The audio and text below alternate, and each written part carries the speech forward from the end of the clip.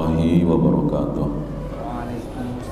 Alhamdulillahirabbil alamin wassalatu wassalamu ala asrafil anbiya'i wal mursalin wa ala alihi wa sahbihi ajmain wa ba'du. Semoga ibu bapak semua senantiasa dalam keadaan sehat, tambah berkah, makin sukses dan bahagia. Kita lanjutkan mempelajari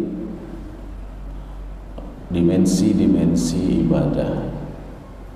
Pra ibadah ada ilmu dan iman, ada intelektual dan ideologikal. Dalam pelaksanaan ibadah ada dimensi hukum dan dimensi spiritual, dimensi ritual dan spiritual, dan pasca ibadah ada dimensi moral dan sosial. Moral itu intrinsik, maksudnya berbicara tentang kedalaman diri kita, yaitu moral itu termasuk di dalamnya sabar, disiplin, itu disiplin, amanah, itu dimensi moral. Tapi kalau dimensi sosial itu kedermawanan, kesantunan, itu memaafkan, itu dimensi sosial. Toleran, mudah, dalam bahasa Arab al-mudaroh, ya. Al-mudaroh itu gampang bergaul, luwes, al-mudaroh, bergabung dengan masyarakat. Itu dimensi sosial. Kita sudah sampai kepada wudhu dan hikmahnya, ya.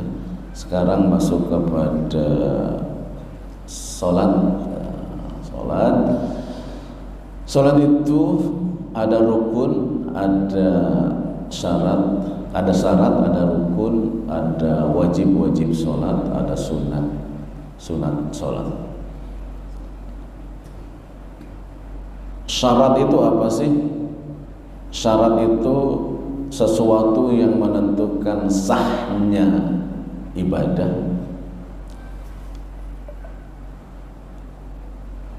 dan di luar ibadah, bila tidak terpenuhi, salatnya tidak sah. Sesuatu yang menentukan sahnya sesuatu, tapi di luar dari sesuatu, bila tidak terpenuhi, sesuatu itu tidak sah. Sesuatu itu kita ganti dengan salat. Syarat salat sesuatu yang menentukan sahnya salat, tapi di luar salat keberadaannya, bila tidak ada, tidak terpenuhi, salatnya tidak sah. Itu syarat, itu di luar. Rukun sebaliknya, di dalam sesuatu yang menentukan sahnya sesuatu dan bagian dari sesuatu, atau di dalam sesuatu sama saja. Bila terpenuhi, bila tidak terpenuhi, sholatnya tidak sah. Rukun itu namanya. Itu kaidah usul fikih. Itu ada di Wal-Warqat, ya. Di Al-Warqat sudah kita bahas itu tentang syarat apa, rukun itu apa. Termasuk syarat sholat itu ada 9.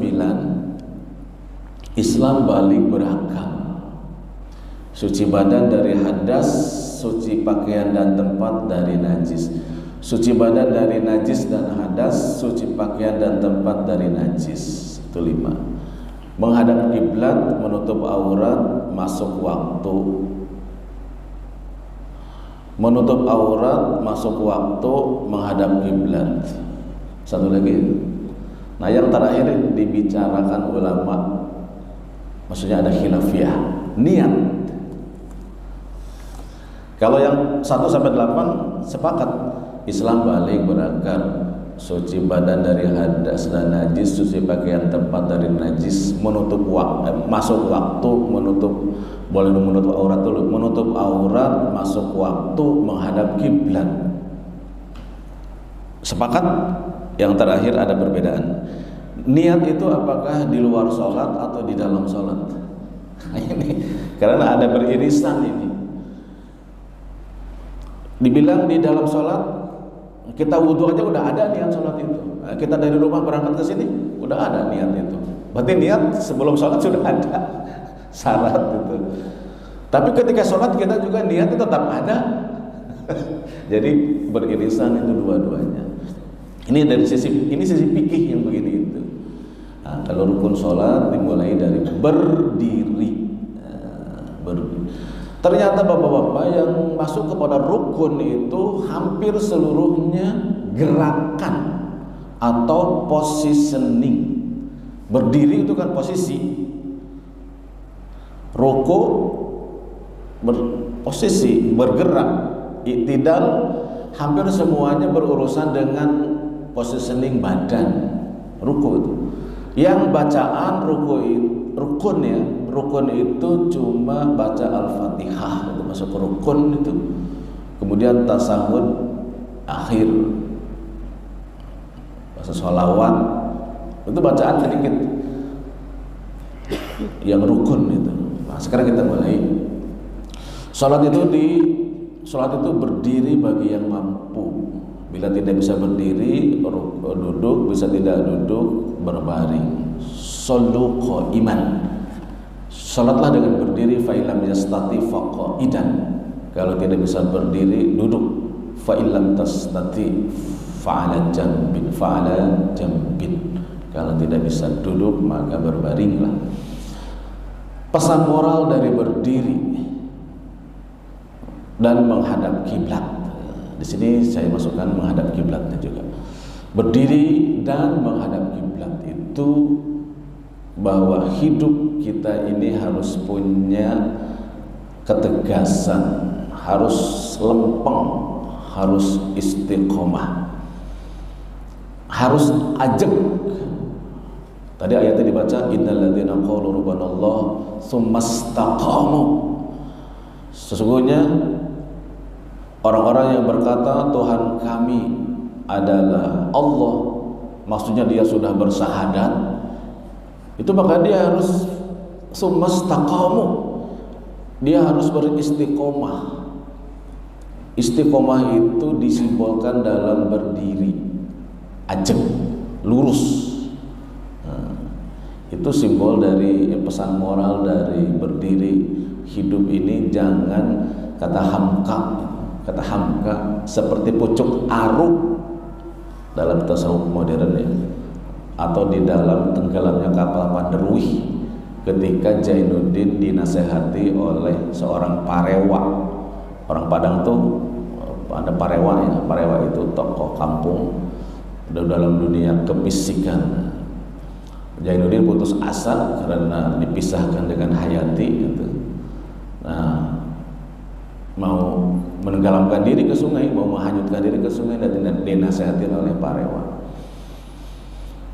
Hidup itu jangan seperti pucuk aruk, kemana angin meniup ke situ dia bergoyang, ke situ dia mengarah. Kalau di dalam surat An-Nahl itu, wala tuti aktsara man fil ardi yudilluka an sabilillah. Itu kan kita udah baca ya.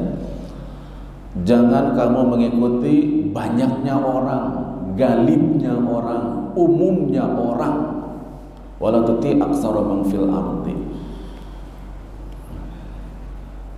Kenapa? Yudilluka an sabilillah. Karena kebanyakan mengikuti banyak orang itu akan menyesatkan kamu dari jalan Allah.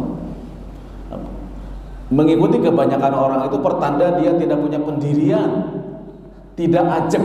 Nah, itu tidak ajak. Ya. Pesan moral dari berdiri adalah teguh pendirian, istiqomah, ajak, lurus, lurus niat, lurus tujuan, lurus omongan. Itu berdiri, menghadap kiblat. menghadap kiblat. Jadi nilai-nilai sholat yang dibawa keluar itu.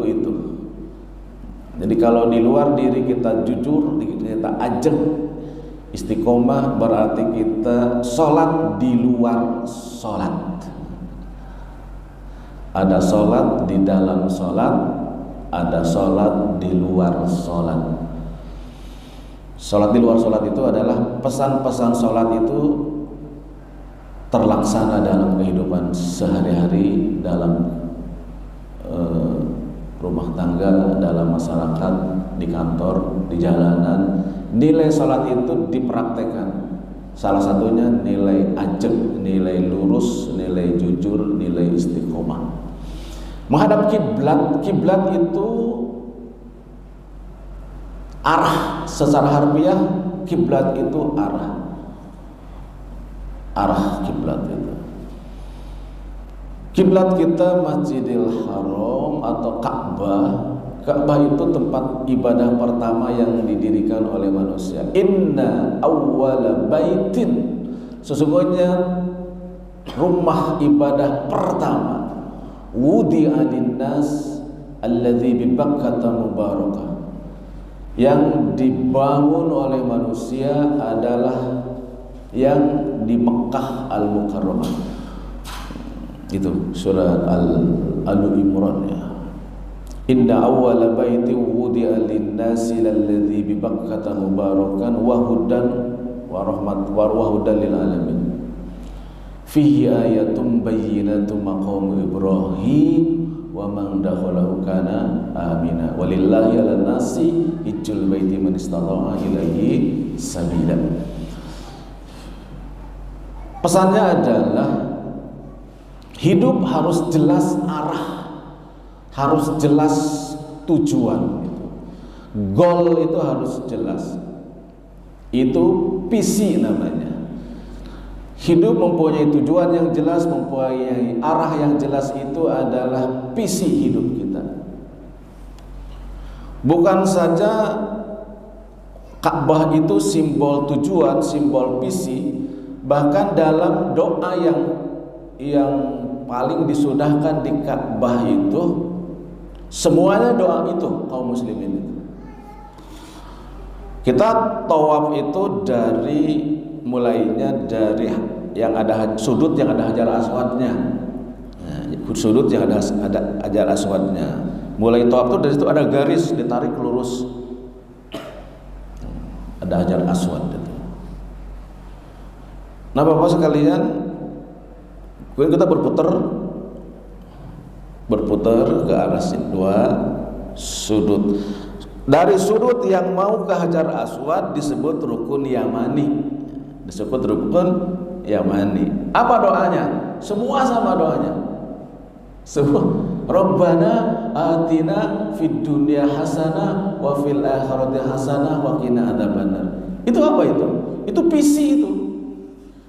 Fid dunya hasanah fil akhirati hasanah, itu visi hidup seluruh manusia. Seluruh manusia yang beriman. Fid dunya hasanah fil akhirati hasanah. Dunia bahagia, akhirat sorga. Menghadap kiblat. Kiblat adalah simbol tujuan, simbol arah, dan doanya pun adalah visi hidup. Fid dunya hasanah wa fil akhirati hasanah wa qina adzabannar. Jadi hidup itu memang tidak bisa tidak, wajib mempunyai tujuan yang jelas supaya tidak kemana-mana arah kita itu. Nah, posisi kita dimanapun, menghadapnya kan ke Ka'bah. Di timur ke Ka'bah, di barat ke Ka'bah, di selatan ke Ka'bah, di utara ke Ka'bah. Dimanapun posisi kita, menghadapnya ke Ka'bah. Apapun posisi kita di dunia ini, jadi direktur, jadi manajer, jadi tukang sapu, jadi presiden, jadi gubernur, jadi apapun posisi kita, apapun di dunia ini, tujuannya harus satu, ke Allah. Nah, itu namanya kiblat itu. Pesan moral dari kiblat itu gitu. Hidup harus punya visi, hidup harus punya tujuan, hidup harus istiqomah. Tadi berdiri udah ya. Sekarang mengarah. Hidup harus punya visi, harus punya tujuan, harus punya dream, impian, posisi apapun, tujuan kita itu tetap ridho Allah. Warna kulit, bahasa, suku, semuanya tujuan harus sama, ridho Allah. Tujuan kita itu menuju Allah. Kenapa tujuannya sama? Harus sama kepada Allah, harus pulang kepada Allah, harus mendapati ridho Allah. Karena asal kita juga sama, dari alam ruh ke alam rahim ke dunia. Sekarang dari dunia mau kemana? Ya ke Allah. Tujuannya mendapat ridho Allah. Itu kira-kira yang khusus, yang singkat, pesan moral dari berdiri dan menghadap kiblat. Teguhkan pendirian, jelaskan, pastikan tujuan yang arah dan jelas. Jangan posisi apapun kita, tujuan kita hanya satu, ridho Allah. Visi kita hanya di dunia hasanah wa fil akhirati hasanah wa qina adzabannar, dan tegaklah di situ, insyaallah hidup kita akan bermakna. Subhanakallahumma wa bihamdik asyhadu an la ilaha illa anta astaghfiruka wa atubu ilaik. Wassalamualaikum warahmatullahi wabarakatuh.